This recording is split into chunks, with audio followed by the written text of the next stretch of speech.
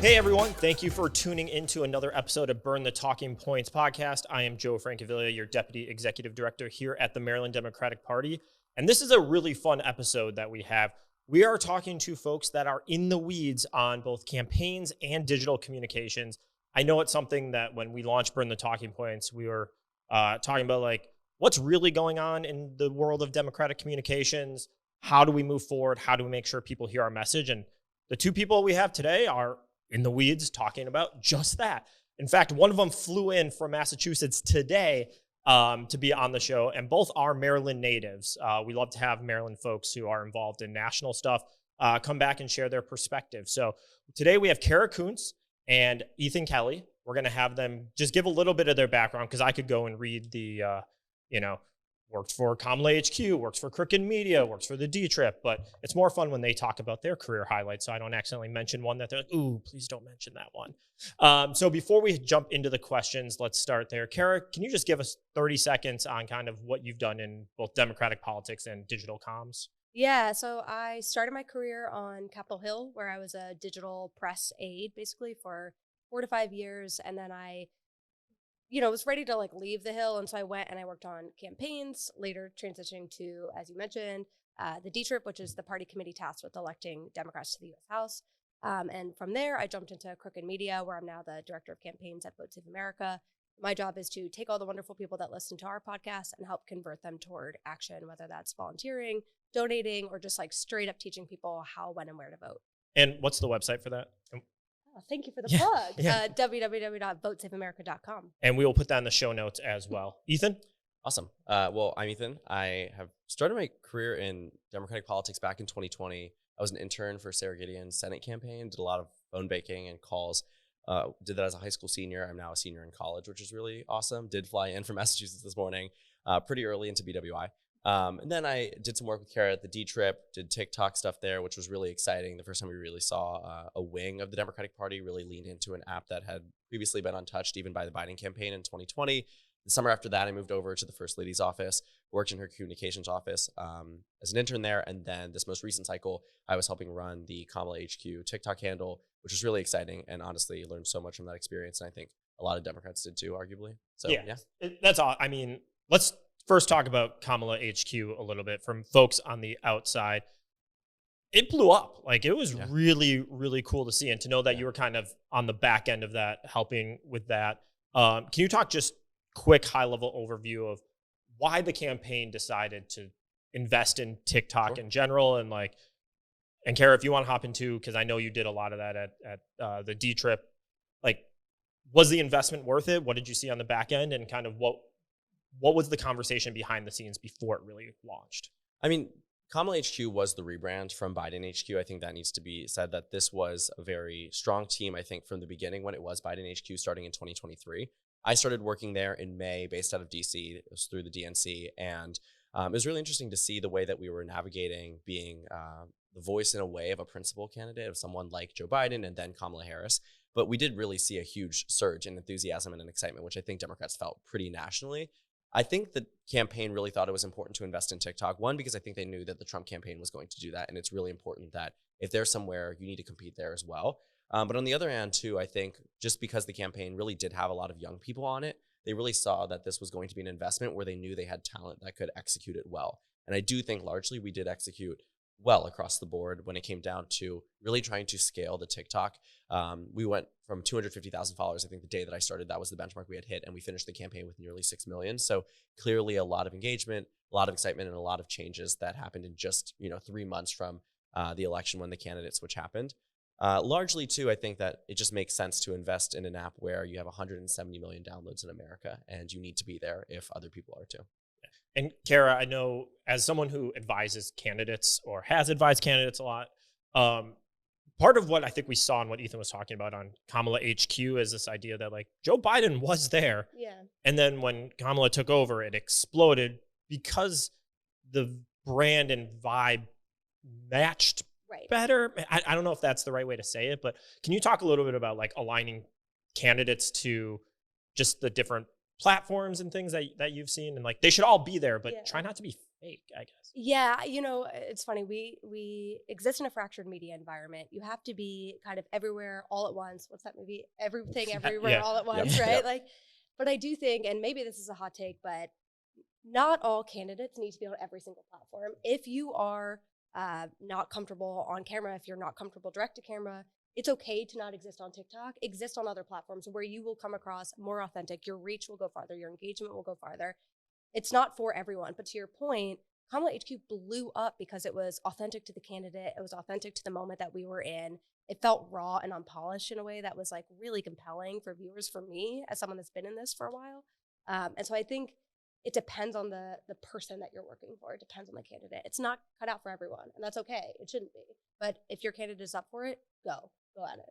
I'll say the Maryland Democratic Party TikTok, which everyone should follow, our most viewed, most liked, most commented was a Kamala-based supercut to one of the, I think it was it Black Jobs, or it was one of the things that Donald Trump said and Kamala Harris said, a remix. And so there was a lot of energy there, and I think it felt really natural with the candidate there.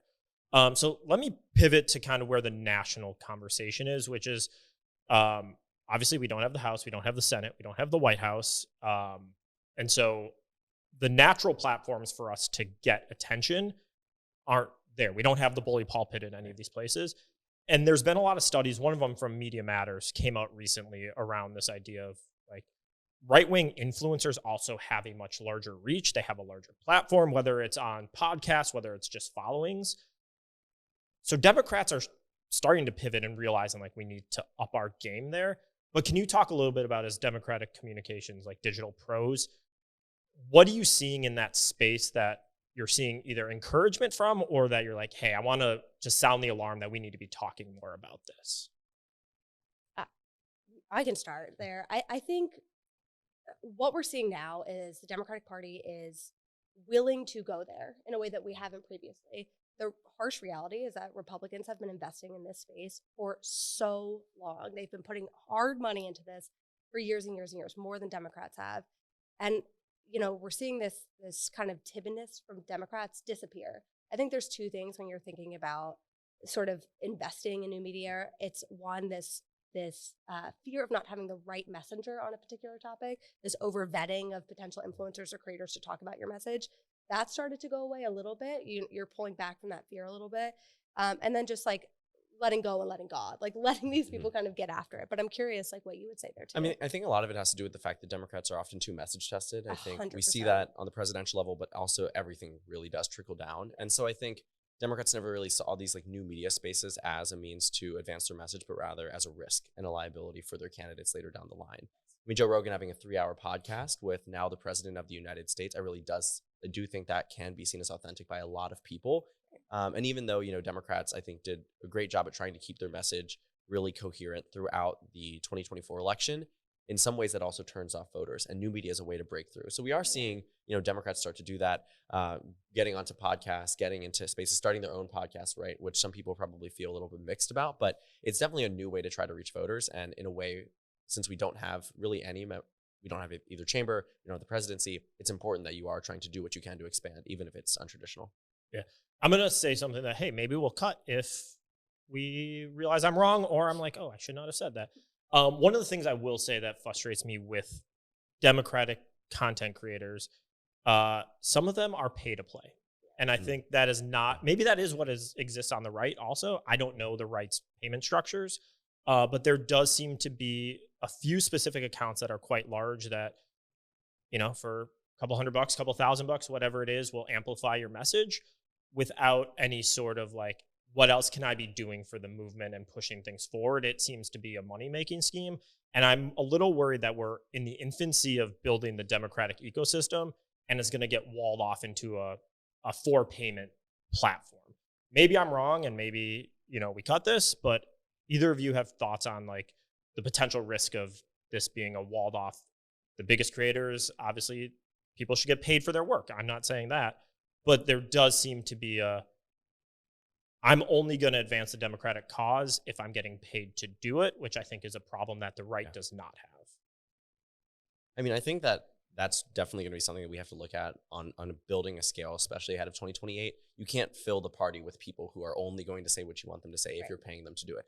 I don't think the right really has this similar thing that we're talking about where they're paying everybody to talk about things on podcasts, on TikTok. I do think this is organic, and I think that's why it is so compelling to so many Americans. I think at the same time, I do think I will say, I think the Democratic brand right now is it's a bottom up uprising. Yeah. I don't think it's there. I think there's a few very specific ones where people are noticing like, oh, and the risk is real, right? I totally feel that. And I think Democrats just need to be careful about who they're inviting into their spaces, who they're trusting with these things. I think it's right for influencers to be okay having management companies. Every influencer does. That makes sense. But to the extent that they won't talk about anything or they refuse to uplift a Democratic cause because they aren't getting paid to retweet it is a problem. And we shouldn't be really investing in those types of people because they aren't going to do what actually needs to be done to win elections. And to your point, like we're in the infancy of this creator space. The Democratic Party, I don't think has done enough work to move past the sort of pay to play creators. Who else is out there? Who are the micro creators talking about fixing cars, doing your get ready with me? Like, where are those people? Because we can find those once we move beyond the initial push of like doing this in a systematic way, but we need to get there and find those people first. Yeah. So should I cut that part? And keep it in. So I want to talk a little bit about this idea that we hear all the time. And this is actually, if we talk about copium as, how Democrats or Republicans, depending on who is losing, would like cope with bad news, was this idea that in 2024, there were canaries in the coal mine in different places. One of them was online. But we kept falling back on this idea of like Twitter is not real life. And it's not real life. What is it? Like 1% of America has a Twitter account. Of that 1%, like 0.1% are active. I mean, these numbers are not totally correct. I have to find the right ones, but it's a minimal amount of Americans have a Twitter account. And of those, a minimal amount are continually active. But there were a lot of canaries in the coal mine around this election where people were saying support of Donald Trump that normally don't, or you were seeing movements swell up that normally didn't. So it was copium to like say, well, Twitter's not real life. So how do we bridge this divide of Twitter's not real life because it's not, but also things happening on Twitter mirror some things in real life? How do you think about that as digital creators and like folks that work with digital creators, kind of bridging that divide of we actually need to worry about what happens there versus we can't spend all day chasing every rabbit hole that appears on Twitter? I think for me, like when I think about that phrase, I mean, I say it to myself too. I say it to my team. I'm like, Twitter's not real life. Go touch grass. Like, remember, like taking a deep breath of oxygen. It's all going to be fine. But what social media does do, and beyond Twitter, it like when I'm on Instagram, social media gives permission. It gives permission to buy that watch that you want. It gives permission to go take that vacation, to go try that new bar close to you, right? And it also gives permission for activism. We're seeing this right now with all of this mass mobilization around GOP town halls and rallies and protests there. Hands off, National Day of Action, something like over 1 million people came out in the streets. If you see someone doing that, it inclines you to go do the same. And that's what's going to make the difference. That's what's going to stop them from passing this horrible reconciliation bill. That's what's going to hopefully help us take back the House next year, right? Like it gives permission, it gives way for people to partake. I mean, you say that I was laughing at myself because like that permission structure of like, I would never be influenced. And then I'm thinking back, I don't know if you saw the TikTok about dinosaur time. It was a woman who needed more greens in her diet. So she literally just took a handful of spinach and would just like eat it. And it was like 1 minute of eating spinach versus having to, put in all these different things. And then I did it. I was like, this is actually great. And I've done it several times since then. And I'm like, I can't be influenced. And I'm out here like eating handfuls of spinach. I think that's the same thing as what you're talking about with that permission structure. It's not just about buying the watch as much as, people do buy the watch. Right. It's about showing up. It's about that, taking that political activism, making that call to Congress, whatever it is. It's the subtle nod, right? Like the subtle nudge, rather, is what we're seeing with all these people who are now up in arms about everything related to the Trump administration. It makes you feel more comfortable doing it too. I think there's sort of feels like you have an obligation to at some point too, especially if you do exist in democratic politics. I do think though, there are real voters on social media and online. And so when you don't invest in people who know the platform natively, right, that sometimes are doing really well on the platform, that's one thing that I think the campaign Kamala Harris did a good job of hiring people who actually did exist on these platforms way before Kamala Harris decided that she was going to be running for president, or Joe Biden decided he was going to run for re-election. And I think that really matters. And I think that there's this idea that being too online can be really detrimental to your campaign. And to an extent, I agree. But I do think now that we have numbers, I think Pew Research, I don't know the exact figure, is roughly 40%, I think, of young Americans ages 18 to 29 get their news from TikTok, which I think a lot of Democrats should be looking at and saying, this is a huge way for us to connect with people who might otherwise not read Politico. They might not read the New York Times. Might not know what Politico is. Right. Yeah. West Wing Playbook, what's that, right? But you look at the places like TikTok and Instagram Reels, YouTube. and they start to build up nearly 80% of this ecosystem of where people are getting their news. And sometimes Democrats don't even have these platforms to use, and we need to get there. And it's not even just young voters. It's 18 to 49. The vast majority of that age demo is getting their news from YouTube. Like, if you're not on YouTube, you're out of the And I think, like, we're YouTube first on this. Part of it is because the conversation we had with Ethan a while ago when we were in the infancy of setting this up was around this idea of, like, the right owns YouTube at the moment. There's some push on the left that's getting there. And, like, I'm under no illusion that Burn the Talking Points is now, taking over, left-wing space, and it's making these right-wing ones irrelevant. But you have to be in spaces and you have to fight in spaces. And so while this is an audio medium for some, you might be listening to it on Apple, Spotify. It's also on YouTube, so people can get it where they want to get it and have the conversation how they have it. And it's just, there's a lot around the authenticity aspect too. So when you said 40% of people get their news on TikTok, the people delivering it have to be authentic in how they're delivering it. It's not like they're watching David Muir's ABC News like TikTok, and it's like, I got my news from David Muir on TikTok. They got it from, Cara having a conversation direct to camera saying, the Republicans are about to cut Medicaid. They're getting it from Ethan when he's doing direct to camera about, the Republican attacks on Social Security and the Doge cuts. It's from people they trust talking about what's happening in the news. And so how do we get more trusted voices talking about what's happening in the news in a way that, one, doesn't come across as we paid them to say it, and two, doesn't come across as David Muir at his ABC News desk? I mean, I think that we see people, I don't know if you know Aaron Parnas. He does a great job I think he's a Marylander also. Oh, yeah. And he helped on the great Allsburg job. campaign. Thank you, Aaron. That's right. And he does a great job at relaying the news in a direct-to-camera format that I've even seen people, when I'm going through TikTok comments, I often look to see what people repost just to see what their political ideology is sometimes. And a lot of times I see them reposting people like Aaron, even though if they might be commenting right-wing rhetoric, things like that. And I think that really does show that there's a way to reach people, even if you do have a Democratic lean, if you are talking about the news in a way that feels genuine. I think people really like to engage with those types of things. And even on Kamala HQ, we did a lot of Project 2025 explainers. There was a lot of news and a lot of conversation online, large block text explaining what Project 2025 was, but it was those 60-second, sometimes 30-second explainers about what it would mean for a student or, whoever it might be. And those were reaching people really far and getting a lot of views. And I thought that was something that really does make a difference, enough so that they started transitioning them over into paid advertisements that were pushed online too. So, Sorry, go ahead. I was just going to say, I think we have to be realistic too about, like, people's attention spans are short, right? Yeah. And also, as a party, I think we have this, like, death grip on who can speak for us, who can be the mouthpiece. And it's like, just let go. Stop over vetting people. Let anyone who wants to talk about our politics, maybe they're not going to say it the best poll tested way. Who cares?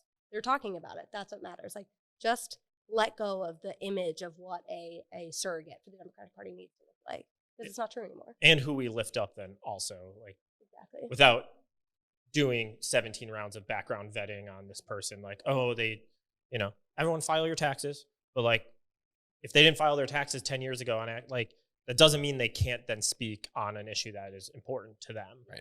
Which is a real thing. Like, people should do what they're supposed to, but also people make mistakes in life, and that doesn't mean they can't then. You have a felon as president, right? Yeah, you have to keep that in mind too. Yes.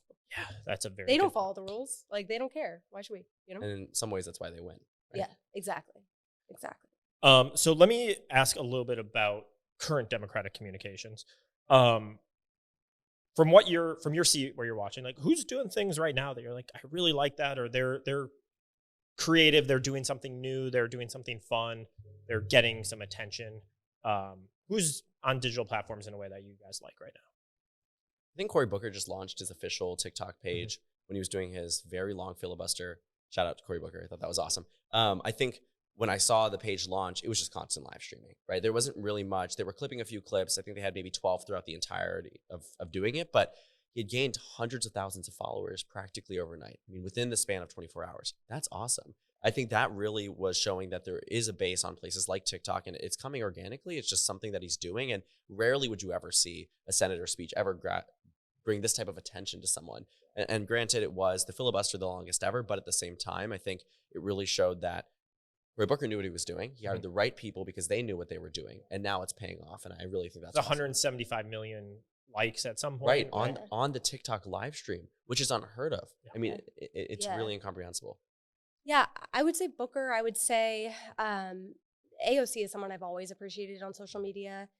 I don't feel like and maybe this is the wrong answer, but I don't feel like I have a strong, solid answer to this question. I think what we need more of is Democratic electeds speaking direct to camera and kind of like peeling the curtain back a little bit. I've been thinking constantly about this scene from The West Wing. Maybe that makes me sound so old, but Sam and CJ are talking and Sam's getting outraged because he's like, why are we treating voters like they're stupid? And CJ says, because voters are stupid. And Sam's like, no, we treat them like they're stupid. That's the difference. And so it's like any Democratic elected, Booker, I do think is someone that's doing this, who is willing to go direct to camera and like give us an educational background. What is going on in Congress? Why does it matter? Why are you standing up and speaking for 25 hours? People want to know. They want Chris that. Murphy is. Chris Murphy. Jeff Jackson. Chris Murphy is actually my answer. That's Okay. good. Yeah. Okay. But give us that inside baseball. People want to know. They want to feel like a part of the solution too.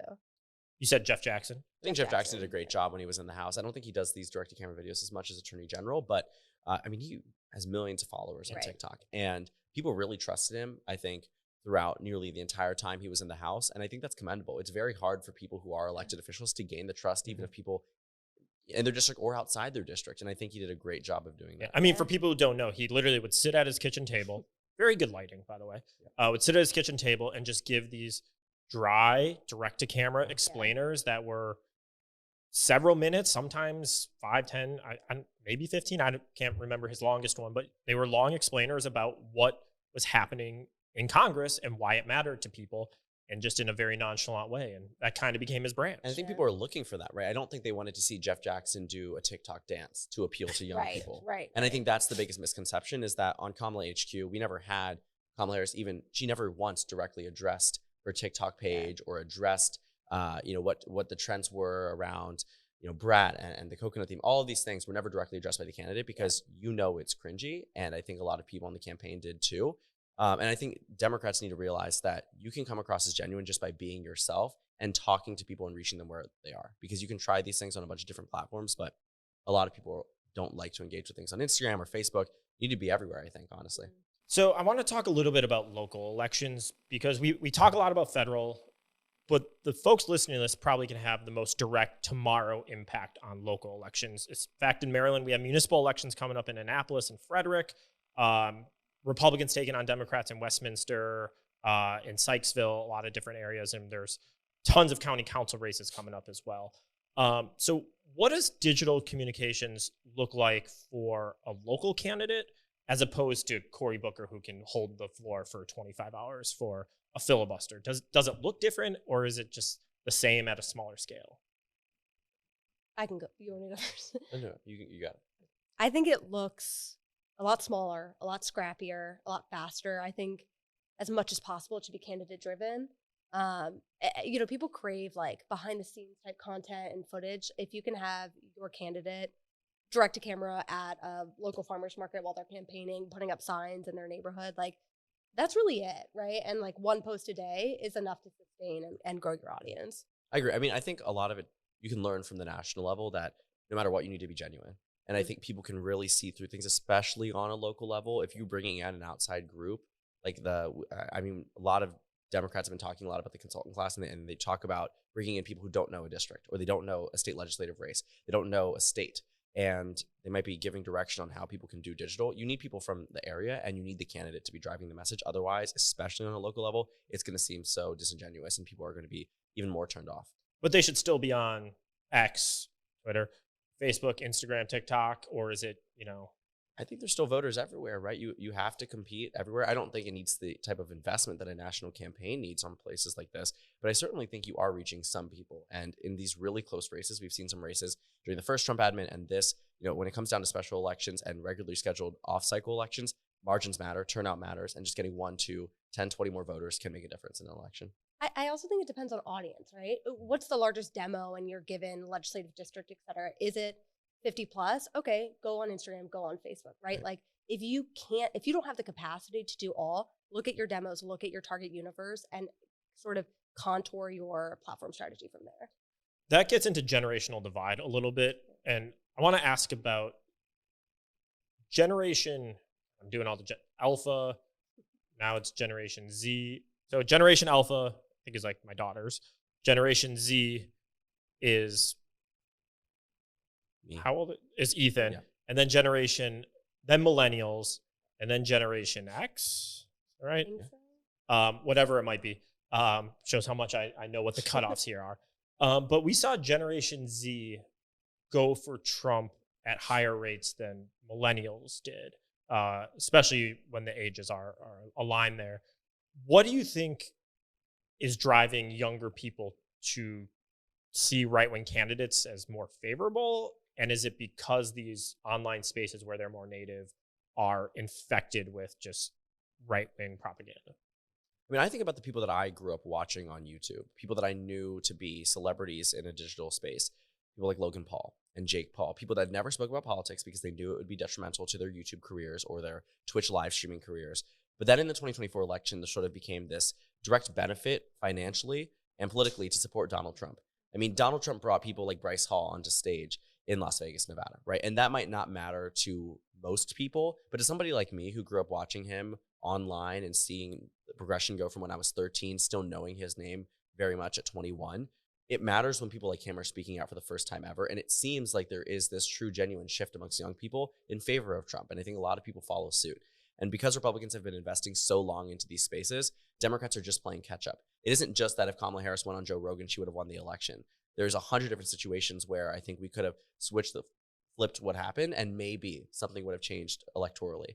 But I think there's so much that Republicans have just been so advanced on that Democrats need to start investing now, and it's going to take a decade to catch up to where Republicans are. And I think that's really important that we start doing that now. And if I could maybe draw the lens back a little bit too, like, and maybe we'll cut this, I don't know, but I think Democrats, as we've been talking about, tend to poll test language within an inch of its life. And we tend to protect our copy and our messaging and our framing. And, you know, in some ways, I think maybe for Gen Z, like being a Democrat isn't cool right now. It's not fun. It's not cool. Like Republicans can say whatever the hell they want and say the most egregious, foul thing. And it's okay. They are unafraid to call and response, to throw a copy out there and see what sticks and then run with that. Democrats are too afraid to do that. And that's not cool. That's like cringe and canned and fake, you know? Yeah, that makes sense. I did see a poll recently where the Gen Z approval rating of Trump went from like +5 to -18 or something in this last week. Saw that too, yeah. So come on over, folks. We're here to welcome you with open arms. You'll see it's great on this side too. I think though, when it comes down to negative approval rating for Trump, it isn't as easy though to just, invite them in. I think we all know that. Yeah. I think that there's still some big problems where people might disapprove of Trump, but can't bring themselves to vote for a Democrat because of the reputation Democrats have amongst Gen Z. Democrats are constantly the butt of every joke that you see online when it's political. Republicans have really been dominating the online space, especially during COVID. I think when people fell down into these rabbit holes, started going into the conspiracy theories of it all, and a lot of these new voters that were and are continuing to grow up in this post-COVID digital era are being fed constantly Republican content. And so I think even though Trump might be negative in terms of approval, there's probably a lot of voters out there that say they disapprove of it because they see the stock market going down that will gladly vote for J.D. Vance in 2028 if Democrats don't change something about the way we message them. Yeah, I think that's right. I want to play a game with both of you, but I have a couple of quick questions. And shout out to Kara's employer, Crooked Media. We're stealing some of the games from them. Not all of them, but at least this one we're borrowing an idea. So just on a personal note, what would you say your proudest professional accomplishment is as folks who are in not the start of your career in digital politics, but you're not the age of some of your bosses that you've worked for in the past? First of all, I love this question. I've been thinking about it on the drive here. I was like, oh God, what is my proudest accomplishment? In 2020, I worked for a group called Commonwealth Communications. We were the brand new progressive comms hub for the state, and our job was to liaise with all of our different progressive partners and help them build out their digital infrastructures. Act 77 had just passed in the last quarter of 2019. What's Act 77? Act 77 is the bill that enabled vote by mail for the very first time. Got No it. excuse vote by mail for the first time in Pennsylvania. We knew that it was 2020. People were freaking scared of the pandemic. They needed to vote by mail for the first time. They needed to be educated on how to do it because they'd never been allowed to before without an excuse. And so we built a website called vote.pa. We translated into 4 languages. And we built out like every possible tool. We built out the API too. Like you can go in, you can figure out, how do I get my ballot? Where exactly are the drop boxes? What time are those drop boxes open?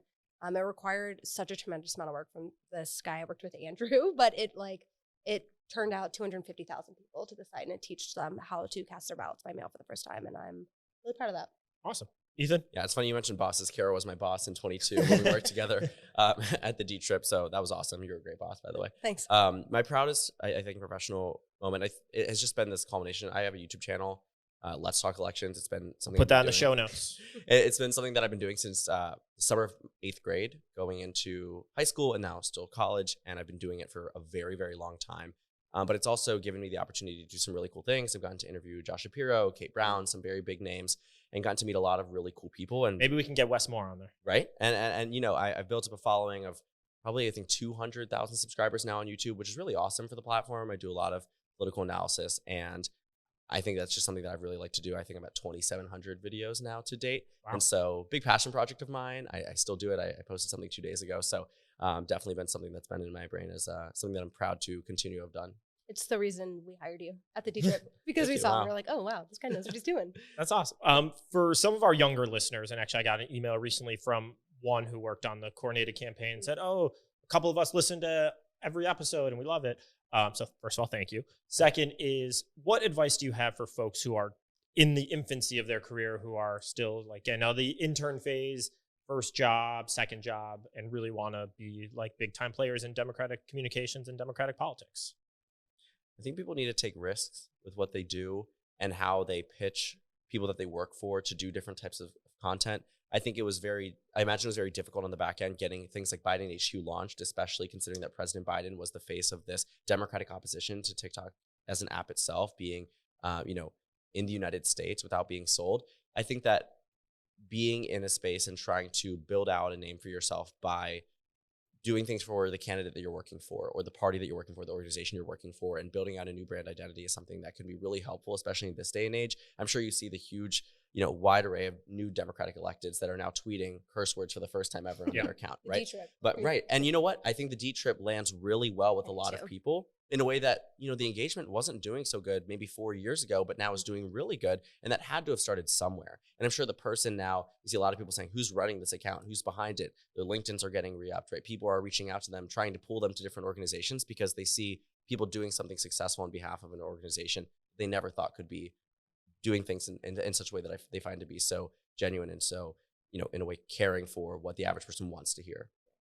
I think don't chase names, don't chase brands, chase experience. Like, get on a campaign, do anything, stay hungry, like just contribute in any way that you can, and like chase that job, chase a good boss. If you have a good experience in an interview and you like the person that you would work for, go follow that. That is so much more important than like XYZ, fancy, whatever. Just like get the experience under your belt. It'll make you a better manager too down the line. And cold email too. I sent a lot cold of email. emails. Oh yeah. I have not heard. I mean, I've definitely heard people like, follow up with people you've met before, but the cold email, you think those work? I've reached out to people on LinkedIn asking to hop on a call about something on Capitol Hill, and they're more than willing. And then at the end of the call, if they like the conversation, sometimes they'll say, I'll flag your resume if you apply. That's awesome. Really good advice. Well, let's play a game because it's one of the things that we do here. We are going to play a game called, what did I name it here? Momentum Madness. So for folks on YouTube, you can see the bracket. For folks that are listening, I'm going to read it out to you, but we are going to do our own March Madness bracket. Obviously, it's not March, but we're feeling a little bit of Democratic momentum. We had a win in Wisconsin that was huge. We had overperformances in Florida. We had a win in Pennsylvania that was not expected. Feeling some momentum. We're going to do a bracket on Democratic momentum. We'll call them Democratic momentum moments. not elections and not attorney generals winning in court. So just purely communications moments or actions. And it's a bracket, and you need to decide what is the best Democratic momentum moment from the last couple of months. I'm going to fill it in as you two decide, but let me read it out for the guests. Cara, do you mind holding it with me here? Yeah. So one is, and again, these are not numbered in order like March Madness where one is the best. I just put them in this order because we randomized it. Chuck Schumer saying aroused at a press conference. Cory Booker's filibuster. Elise Stefanik's withdrawal from her UN post against Jasmine Crockett saying F Elon Musk. The hands-off rallies. The congressional Democrats mobilizing after the Doge cuts and doing press conferences everywhere. The resistance town halls where we've seen all the viral content come from versus Democrats getting on Fox News and leaving them speechless. Then we have moments on Twitter or online where Republicans are starting to see that the emperor has no clothes versus Chris Murphy, anything.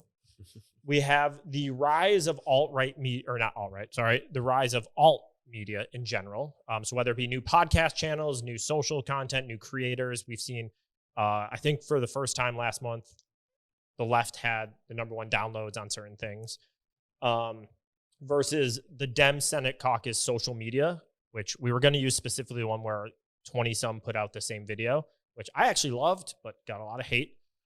We have Al Green disrupting the State of the Union. We have Tim Walz unleashed. Then we have Bernie rallies versus the Tesla takedown rallies.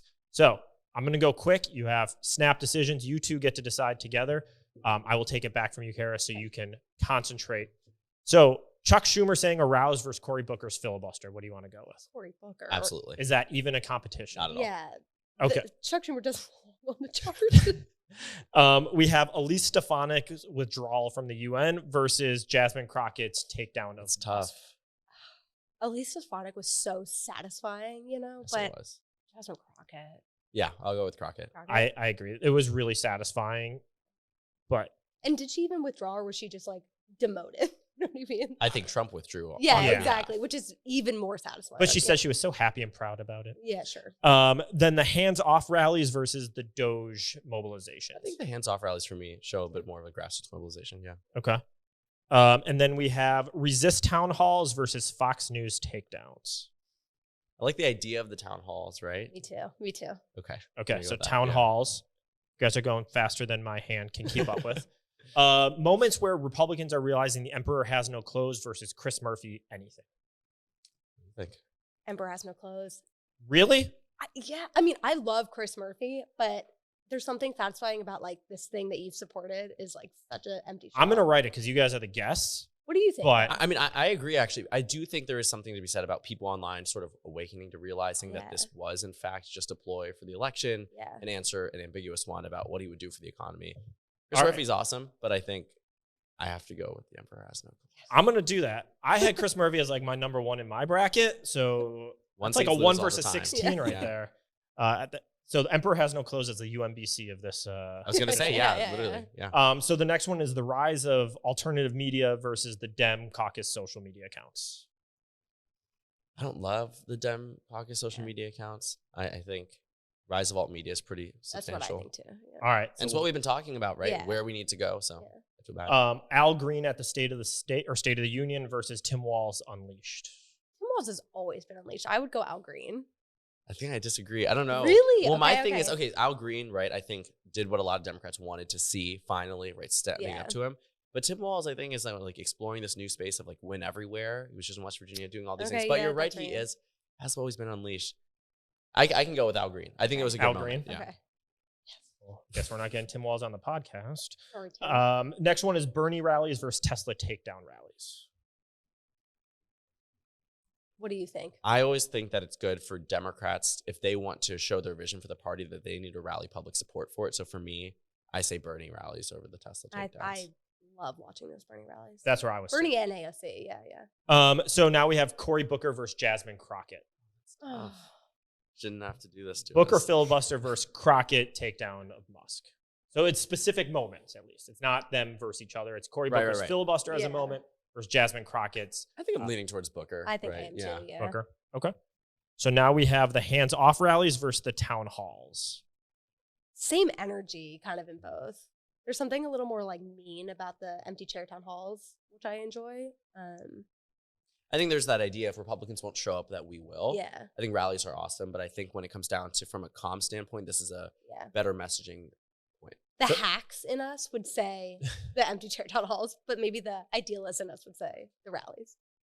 But But you have to you already pick. wrote down. Oh, You already shoot, wrote down the. You wrote down town halls. oh, I yeah. thought that's where you were going. Do you want to That's where I switch? was going. at least. I go with Ethan. Okay. Yeah. Now we have the Emperor Has No Clothes versus the rise of alternative media.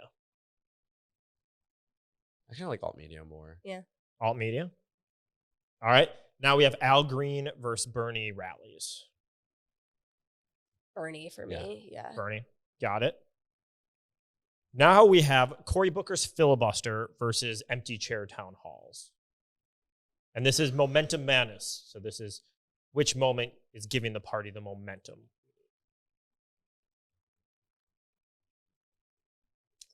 You know, I think Cory Booker's filibuster reinvigorated something in a lot of Democrats when they saw it happen. I think that it'll matter a lot, especially in the history books. I mean, this is like 25 hours, I think it was. 25 hours. So definitely something that is going to matter long term. I think the empty town halls are awesome, but I feel like Booker gave more, right? Just in those, in a stage where I think Democrats really felt like they needed it. Yeah. You're 2 asking weeks us at ago. a good time too, because Booker, like that momentum is still carrying us, Yeah. but we're about to enter another congressional recess period where the empty chair town halls are going to carry us. So Booker for now, I think. Booker for now. Yeah. We'll check back in after the next recess. So then we have rise of alternative media versus Bernie rallies. It's tough. I feel like I know your answer. What do you think it is? I think your answer is alt. My What's yours? answer is Bernie. Yeah. I am quite Make your conflicted. case. Okay, so I think again, like, you know, Bernie might not represent 100% what the party does, but it is a good thing to get tens of thousands of Fearless, people Phenomenal. yeah. out there, right? Nobody wants to do that right now. I mean, Tim Walz Unleashed, we talked about that. He's going out there holding rallies too, or not necessarily rallies, but more conversations, meeting with people.